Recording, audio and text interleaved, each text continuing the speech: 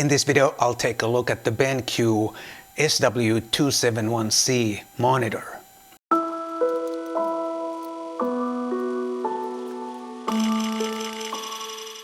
Hi guys, my name is Matti Sulanto and I'm a photographer, and I also make these YouTube videos.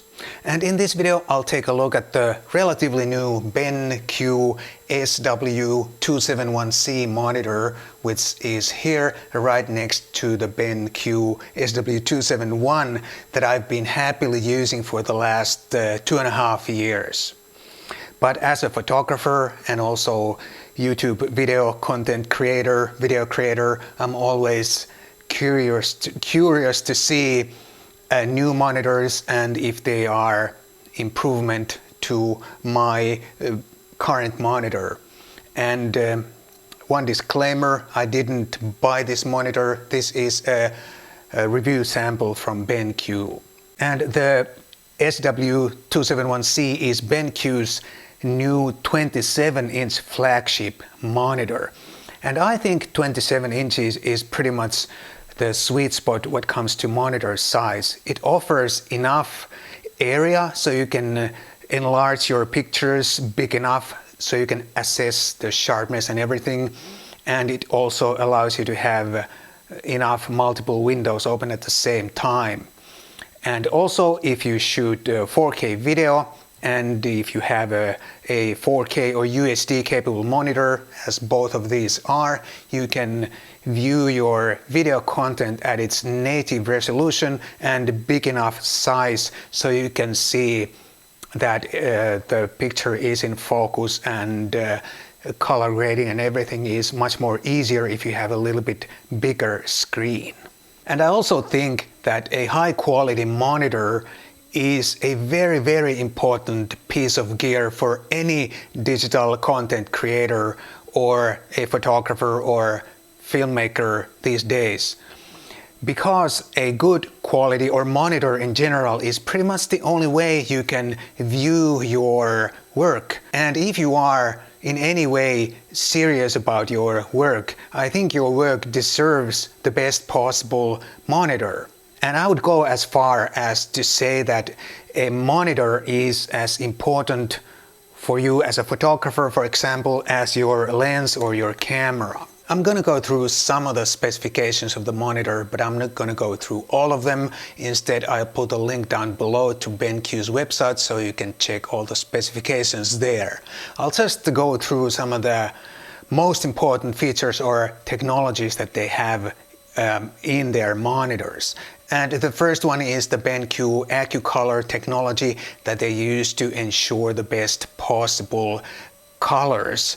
And this monitor, the BenQ SW271C, is capable of showing 99% of the Adobe RGB color gamut and 100% of the sRGB color gamut.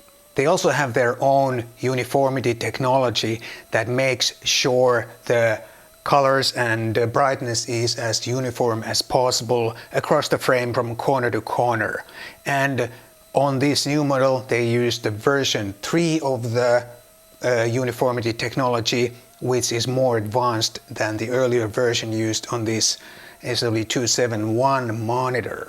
And one really important feature for multiple monitor users is the color consistency technology, which makes sure that you have exactly the same color and brightness on every monitor if you have multiple pieces of the same monitor model.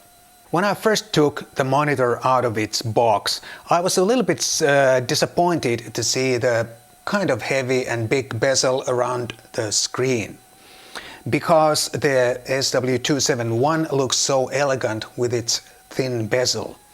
But apparently there's a good reason for this a little bit heavier bezel around the C model.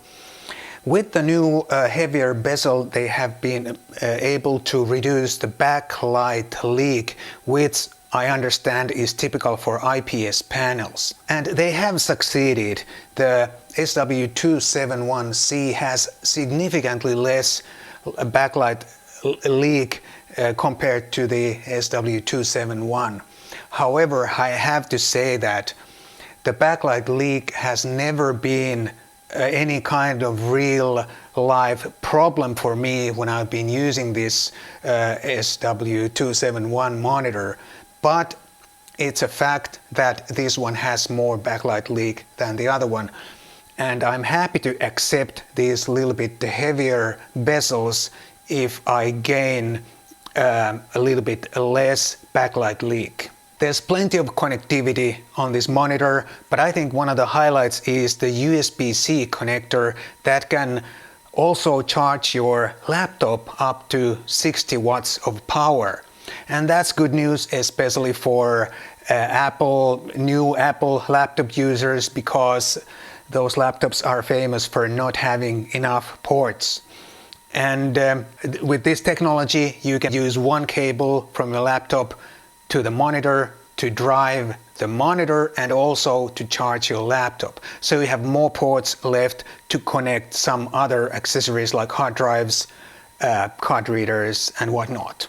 You just have to make sure you have a compatible USB cable, but this monitor comes with the complete set of cables, and if you use the provided cable, then you should have no problems using that feature. The SW271C also features a new upgraded version of the hotpuck, which essentially is a wired remote controller for the monitor.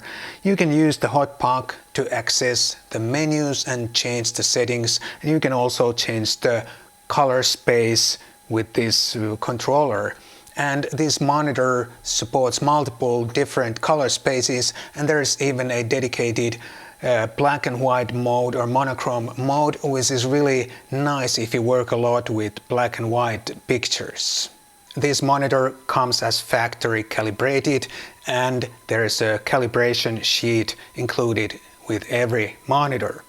But you can also calibrate the monitor yourself using BenQ's Palette Master Elements application, and it's a hardware calibration which is much better and more accurate than software-only calibration. And if you like to print your pictures like I do, I print quite a lot, then this SW271C has one really nice feature for you, and it's called Paper Color Sync. It's BenQ's own technology that helps the monitor to simulate certain papers and printers. So when you print, you can see how the print is going to look on paper, or how the photo is going to look on paper, and it's going to help you to print more consistently, and you can predict the outcome more or better than maybe with some other technologies. When I compare these two monitors, the 271C and 271, I'd say the image quality in normal work scenarios is not that much different. But if you print a lot, the 271C might make sense. And also, if you have a laptop with too few ports and you'd like to have a high quality monitor for that laptop, then this might make a lot of sense, because you can use the USB connector or USB cable to drive the display and also charge your laptop with only one cable.